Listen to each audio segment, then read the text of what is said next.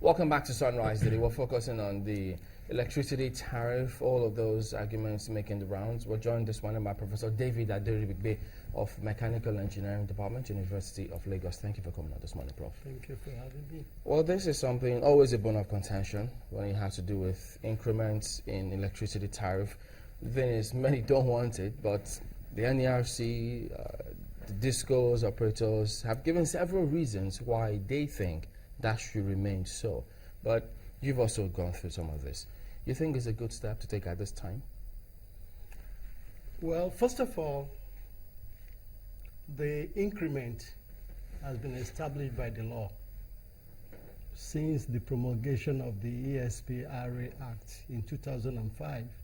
We have the MITO multi-year tariff order that tries to regulate the pricing, the electricity tariff. And it was put in place to ensure that the investor or whoever buys the power plants or the discos were able to make back their investment.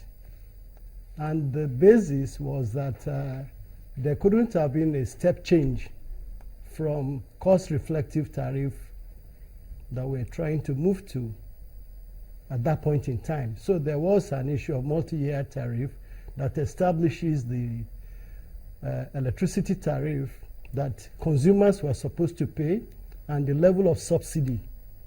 That is the difference between what the consumers are paying and what the investor would love to have. So the MITO helped us to achieve that and also to give a projection to any investor that this is the direction of the electricity tariff. So you, in your own right, you have the responsibility to ensure that it will meet your profitability index when you are bidding to buy any of the assets, the power sector assets. So I think there's not much we can do other than to say that, look, the rate of increase has to be in a particular direction.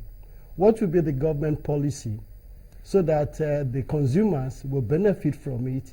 What should be the government policy with regards to the responsibility of the operators?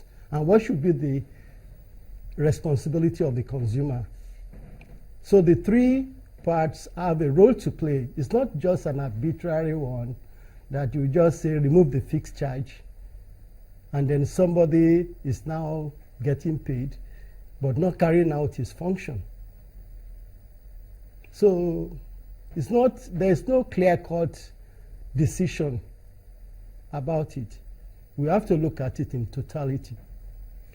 The senators say that, due process was not followed in this increment. NERC says due process was followed. From what you know about how it's supposed to, go, do you think due process was followed in this increment? Well, the issue of due process is more of a consultation, but it's not really due process.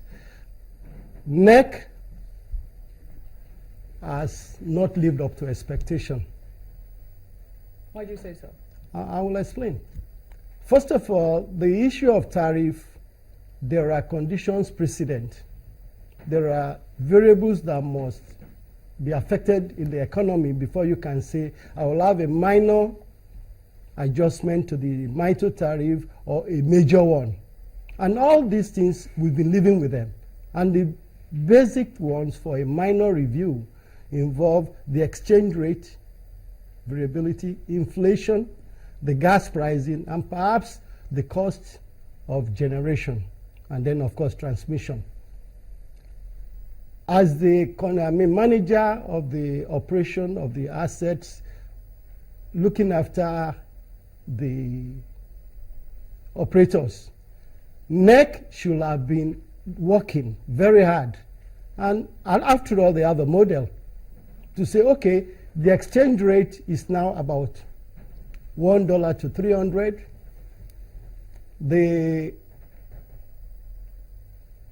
Are they going to be using the parallel market figures? It doesn't matter to me. I mean, you can do sensitivity analysis on that. If you look at this, Prof, we should be asking again the question, what's the right pricing for electricity? Because if you look at studies, even in China, and South Africa that have gone far ahead. They're still talking about increments for electricity, talking about the tariffs because of what they have had to go through. Looking at yours now, because it's amazing that you have just brought in the dollar, the exchange rate against the dollar and the naira, which a lot of people would find very, very maybe. No, I will explain that. No. It could seem not too logical for some people now. Yes, when you bring that in, but we're trying to look at the investment of those who are coming into the fray. Now we're matching this side by side because this is your area of expertise. That's why I'm bringing two countries that studies have been carried out, China and South Africa. Still, they're talking about increments. So what exactly do you think is the right pricing or cost for electricity in the country? Okay, I'm not sure whether you got a table I sent across. I It will help to educate. I got the table. I like to see that table, if I can, to explain a lot of things. Because, you see, I'm not used to looking at what is happening in other countries. It's on because the screen, you can go ahead. your circumstances is totally different from theirs. You must start ground upwards to look at your circumstances and see what is happening. You see, on that table, what has happened is that I'm going to address the issue of removal of the fixed price and the gas pricing that affect the increment. When you look at that table, on top of it, you have the basic fixed price of 750 naira per month. That is 750 naira per kilowatt, so to speak. And you have the energy tariff, which I've assumed 13 naira per kilowatt hour. Actually, that is 13 naira per unit. Now, the issue is this. The electricity tariff structure in any country is made up of those two components. The fixed charge, which is responsible for amortizing the investment of the investor so that they can recoup their investment. Good. Then the energy charge, which relates to your consumption of the fuel in particular. And this is passed on.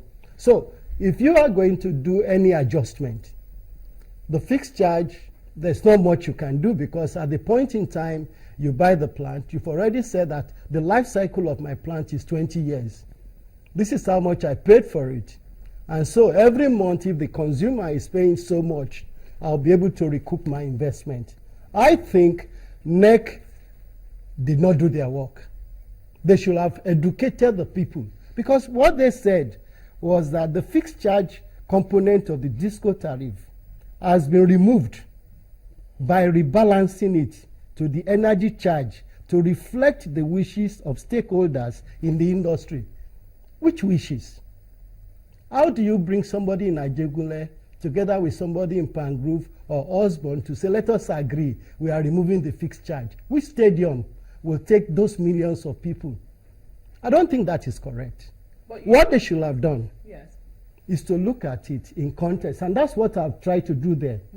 You've assumed, okay, I indicated at the top right corner there, you will see 3 consumers. Yeah, Professor, before we go to the breakdown of that table, were you privy to the agitation of many consumers that the fixed charge was intolerable? Did you hear that argument at all? I'll give you an example. Of course, it is a natural human being to say, I'm charging you this thing, and you're not getting the benefit of what you're supposed to be getting. In my class at the University of Lagos, both graduate and undergraduate, I asked them, how many of you are in support of the removal of the fixed charge? Yes. All of them. I gave them an homework. I said, okay, go and analyze the impact on the consumer.